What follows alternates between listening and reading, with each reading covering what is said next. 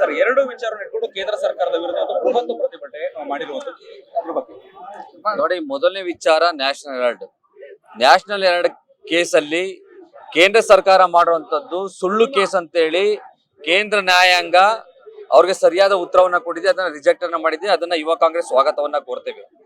ಏನಿದು ಕೇಂದ್ರ ಸರ್ಕಾರ ಬಂದ ನಂತರ ದೇಶವನ್ನ ಆಳೋದು ಬಿಟ್ಟು ನಮ್ಮ ನಾಯಕರುಗಳನ್ನ ಗುರಿಯಾಗಿಸಿಕೊಂಡು ಅವರ ವಿರುದ್ಧ ಷಡ್ಯಂತ್ರಗಳನ್ನ ಮಾಡೋದಿದೆಯಲ್ಲ, ಅದು ಹೇಳಿಕೆ ತರುವಂತ ವಿಚಾರ ಅಲ್ಲ. ಅವರು ಬಂದ ನಂತರ ನಮ್ಮ ಕಾರ್ಯಗಳನ್ನ, ಕೆಲಸಗಳನ್ನ, ಹೆಸರುಗಳನ್ನು ಚೇಂಜ್ ಮಾಡಿದರೆ ಹೊರತು ಬರೀ ಯಾವ ಕೆಲಸವನ್ನು ಮಾಡಕ್ ಆಗಿಲ್ಲ ಅವ್ರ ಕೈಲಿ. ಇದು ಅವರ ತಪ್ಪು. ಅವ್ರಿಗೆ ತಾಕತ್ತಿದ್ರೆ, ಧೈರ್ಯ ಇದ್ರೆ, ಏನು ನಮ್ಮ ಕಾಂಗ್ರೆಸ್ ಪಕ್ಷದ ನಾಯಕರುಗಳು ಮಾಡ್ಕೊಟ್ರಂತಲ್ಲ ಕಾರ್ಯಕ್ರಮಗಳಿದೆಯಲ್ಲ, IIT ನಾವ್ ಮಾಡ್ಕೊಟ್ರದು, IIM ನಾವ್ ಮಾಡ್ಕೊಟ್ರದು, ಮತ್ತೆ ಏಮ್ಸ್ ನಾವ್ ಮಾಡ್ಕೊಟ್ರದಂತೂ, ಈ ಏನು ನಮ್ಮ ನೀರಿನ ವ್ಯವಸ್ಥೆಯಲ್ಲಿ ಡ್ಯಾಮ್ ಗಳನ್ನ ಕಟ್ಕೊಂಡಿರುವಂತದ್ದು ನೆಹರು ಅವರು, ಕಾಂಗ್ರೆಸ್ ಪಕ್ಷ. ಮತ್ತೆ ಬಾಂಗ್ಲಾದೇಶವನ್ನ ವಿಭಾಗ ಮಾಡಿದ್ದು ಕಾಂಗ್ರೆಸ್ ಪಕ್ಷ, ಏನು ಇಂದಿರಾ ಗಾಂಧಿ ಅವರ ನೇತೃತ್ವದಲ್ಲಿ. ಅಥವಾ ನರೇಗಾವನ್ನ ತಂದ್ಕೊಟ್ಟಿದ್ದು ಕಾಂಗ್ರೆಸ್ ಪಕ್ಷ, ಉಳುವನೆ ಭೂಮಿ ಒಡೆಯ ತಂದ್ಕೊಟ್ಟಿದ್ದು ಕಾಂಗ್ರೆಸ್ ಪಕ್ಷ. ಜೊತೆಯಲ್ಲಿ ಎಲ್ಲ ಬಡವರನ್ನ ಹೊಟ್ಟೆ ತುಂಬಿಸುವಂತ ಕೆಲಸ ಮಾಡಿದ್ದು ಕಾಂಗ್ರೆಸ್ ಪಕ್ಷ. ಈ ನಿಲುವುಗಳನ್ನ ಇಟ್ಕೊಂಡು ಕಾಂಗ್ರೆಸ್ ಪಕ್ಷ ಕೆಲಸನ ಮಾಡಿದ್ರೆ ಅದನ್ನ ಕಿತ್ತೊಗೆದಕ್ಕಾಗಲ್ಲ. ಸೂರ್ಯ ಚಂದ್ರ ಇರುವವರೆಗೂ ಕೂಡ ಕಾಂಗ್ರೆಸ್ ಪಕ್ಷವಂತ ನೆನಪಿಸುವಂತ ಶಕ್ತಿಯನ್ನ ದೇವರು ಕೊಟ್ಟಿದ್ದಾನೆ ಜನರಿಗೆ. ಮನೆ ಮಾತಾಗಿದ್ದಾರೆ. ಜೊತೆ ಗಾಂಧಿ ಹೆಸರನ್ನ ತೆಗೆಯುವಂತ ಕೆಲಸವನ್ನ ಏನು ಮಾಡ್ತಾ ಇದ್ದಾರೆ ನರೇಗಾ ಇದ್ದ ಅಂದ್ರೆ ಬಹಳ ತಪ್ಪು. ಅವರು 125 ದಿವಸ ಕೂಲಿ ಕೊಡುವಂತ ಕೆಲಸವನ್ನ ಮಾಡ್ತೀವಿ ಅಂತ ಹೇಳಿದ್ರೆ ಅದು ಸ್ವಾಗತ ಮಾಡ್ತೇವೆ. ಆದ್ರೆ ಅವ್ರ ಕಾರ್ಯರೂಪಕ್ಕೆ ತರೋದು ಯಾವಾಗ? ಗಾಂಧಿಯನ್ನ ಅವ್ರು ಏನೇ ಮಾಡಿದ್ರು ಕೂಡ ಜನರ ಹೆಸರಿಂದ ತೆಗೆಯೋದಕ್ಕಾಗಲ್ಲ. ಎಲ್ಲರ ಮನೆಯಲ್ಲಿ ಮನೆ ಫೋಟೋಗಳ ಮುಖಾಂತರ ಅವರ ಹೃದಯಗಳಲ್ಲಿ ಗಾಂಧಿ ಇದ್ದಾರೆ. ಗಾಂಧಿ ಕೊಂದೋರು ಯಾರು ಅಂತಾನು ಕೂಡ ದೇಶದ ಜನತೆ ಗೊತ್ತಿಗೆ. ಗಾಂಧಿನ ಯಾರು ಉಳಿಸ್ಕೊಂಡಿದ್ದಾರೆ, ಯಾರು ಬೆಳೆಸ್ತಾ ಇದಾರೆ ಅಂತ ಕೂಡ ದೇಶದ ಜನತೆ ಗೊತ್ತಿದೆ. ಇದು ಒಂದು ನಿಲುವು ಜನರ ಮುಂದೆ ಇದೆ. ಜನರು ಯಾವತ್ತೂ ಕೂಡ ಗಾಂಧಿಯನ್ನ ಮರೆಯಲ್ಲ ಅಥವಾ ಕಾಂಗ್ರೆಸ್ ಪಕ್ಷನ ಮರೆಯಲ್ಲ. ಈ ಷಡ್ಯಂತ್ರವನ್ನ ಸಹಿಸಲ್ಲ.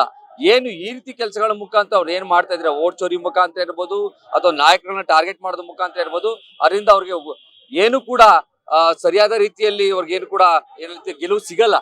ಏನೇ ಮಾಡಿದ್ರು ಕೂಡ ಒಂದ್ ದಿವಸ ಮಣ್ಣಾಗ್ಲೇಬೇಕು. ಅವ್ರ ಮಾತುಗಳು, ಅವ್ರ ಕೆಲಸಗಳೆಲ್ಲ ಕಾರ್ಯರೂಪಕ್ಕೆ ಬರಲ್ಲ. ಇದನ್ನ ಕಾಂಗ್ರೆಸ್ ಪಕ್ಷ ಹೋರಾಟದ ಮುಖಾಂತರ ಎದುರಿಸ್ತೀವಿ. ಮುಂದಿನ ದಿನಗಳಲ್ಲಿ ನರೇಗಾ ಕೂಡ ಹೋರಾಟ ಮಾಡ್ತೀವಿ, ವೋಟ್ ಚೋರಿ ಕೂಡ ಹೋರಾಟ ಮಾಡ್ತೀವಿ.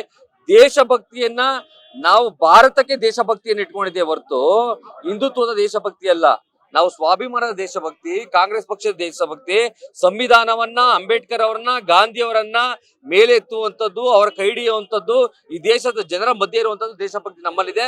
ಅವ್ರು ನಮ್ ದೇಶಭಕ್ತಿ ಪಾಠವನ್ನು ಹೇಳ್ಕೊಡ್ಬೇಕಾಗಿಲ್ಲ. ಅವರು ಆಕ್ಚುಲಿ ದೇಶದ್ರೋಹಿಗಳು. ಮೋದಿ ಮತ್ತೆ ಅಮಿತ್ ಶಾ ಅವರು ದೇಶದ್ರೋಹಿಗಳು ಅಂತ ಹೇಳಕ್ ಇಚ್ಛೆ ಪಡ್ತೀವಿ. ಓಕೆ, ಇನ್ನ ಸದನದಲ್ಲೂ ಕೂಡ ದ್ವೇಷ ಭಾಷಣಕ್ಕೆ ಕಡಿವಾಣ ಹಾಕುವಂತ ನಿಟ್ಟಿನಲ್ಲಿ ಹೊಸ ವಿಧೇಯಕ ಪಾಸ್ ಆಯಿತು. ಇವತ್ತು ಶೋಭಾ ಕರಂದ್ಲಾಜೆ ಅವರು ಪ್ರೆಸ್ ಮೀಟ್ ಮಾಡಿ ಹೇಳ್ತಾರೆ, ಮುಂದಿನ ದಿನಗಳಲ್ಲಿ ನಾವು ಹೇಗೆ ಚುನಾವಣೆಗೆ ಸ್ಪರ್ಧೆ ಮಾಡುವಂತದ್ದು ಅಂತ. ಆ ಬಗ್ಗೆ ನೋಡಿ, ದ್ವೇಷ ಭಾಷಣ ಮಾಡ್ತಾ ಇರುವಂತಾರೆ ಬಿಜೆಪಿಯವರು. ಒಂದೇ ಮಾತರ ಮುಖಾಂತರ 10 ಅವರು ಪಾರ್ಲಿಮೆಂಟ್ ಅನ್ನು ನಡೆಸ್ತಾರೆ ಅಂತಂದ್ರೆ ಅವ್ರು ಎಲ್ಲಿದ್ದಾರೆ? ಅದು ದೇಶದ ಪರವಾಗಿದೆಯೋ ವಿರೋಧವಾಗಿದೆಯೋ? ದೇಶದ ಬಡ ಜನ ಇದ್ದಾರೆ, ನಿರುದ್ಯೋಗ ಇದೆ, ಮತ್ತೆ ದೇಶದಲ್ಲಿ ಆರೋಗ್ಯ ವ್ಯವಸ್ಥೆ ಸರಿ ಇಲ್ಲ, ಪೊಲ್ಯೂಷನ್ ಸರಿ ಇಲ್ಲ, ವಾತಾವರಣ ಹದಗೆಟ್ಟಿದೆ ದೆಹಲಿಯಲ್ಲಿ. ಅದ್ರ ಬಗ್ಗೆ ಮಾತಾಡಲ್ಲ ಇವರು. ಒಂದೇ ಮಾತರಂ ಬಗ್ಗೆ 10 ಅವರು ಚರ್ಚೆಯನ್ನ ಮಾಡುವಂತ ಕೆಲಸವನ್ನ ಮಾಡ್ತಾರೆ.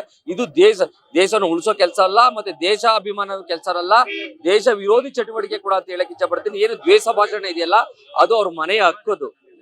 ಇದು ಬಿಜೆಪಿ ಅವ್ರ ಮನೆಯದೇ ಹಕ್ಕದು, ಕಾಂಗ್ರೆಸ್ ಅವ್ರದಲ್ಲ. ಕಾಂಗ್ರೆಸ್ ಅವರು ದ್ವೇಷವನ್ನ ಪ್ರೀತಿಯಿಂದ ಗೆಲ್ತೀವಿ, ಯಾವುದೇ ತೊಂದರೆ ಹೋರಾಟದಿಂದ ಗೆಲ್ತೀವಿ. ಸಂವಿಧಾನವನ್ನ ಕೈಲಿ ಹಿಡಿದು ಹೋರಾಟ ಮಾಡ್ತಾ ಇದೀವಿ. ಈ ದೇಶಕ್ಕಾಗಿ, ದೇಶ ಸ್ವಾಭಿಮಾನಕ್ಕಾಗಿ ಕಾಂಗ್ರೆಸ್ ಪಕ್ಷ ದುಡಿಯುತ್ತೆ, ಬೆಳೆಯುತ್ತೆ, ಬೆಳೆಸುತ್ತೆ.